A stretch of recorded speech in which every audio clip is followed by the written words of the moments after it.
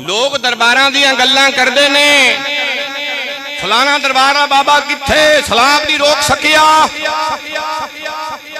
जेड़ी रिवायत मैं पढ़न लगा दिल की तख्ती तो लिख के ला जा, तू भी जवाब दिता कर। अगों तवाफ़े काबा हो रहा है, अचानक काबे विच सैलाब आ गया। काबे दे विच सैलाब आ गया। जे रब चाहता तो काबे विच सैलाब रोक सकता सी कि नहीं? बोलो तो सही, कुछ तो बोलिया करो, आखो सुभान अल्लाह। रब सैलाब काबे विच आन तो रोक सकता कि नहीं? रोक सकता है। ते काबे दे विच सैलाब आया, बंदे तवाफ करदे पे ने, जनानियां तवाफ करदियां पईयां ने, काबे विच फ्लड आ गया, सैलाब आ गया।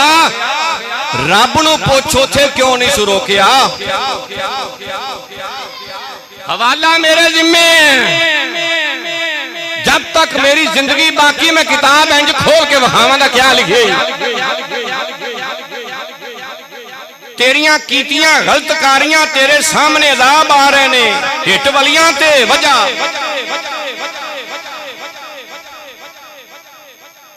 पता लगिया रब ताई अल्लाह अला कुल्ली शैइन कदीर, हर चाहते कादिर है।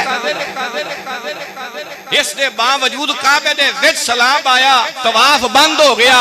अब्दुल्ला बिन जुबैर तारी ला लेंदे सन ते तारी ला के सैलाब दे पानी दे विच तवाफे काबा अब्दुल्ला बिन जुबैर ने कीता है।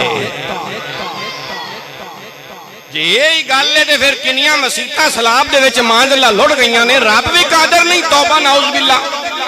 चलो वली ते तेरे नजदीक ना जो कादर हो सके, नहीं कुछ कर सके।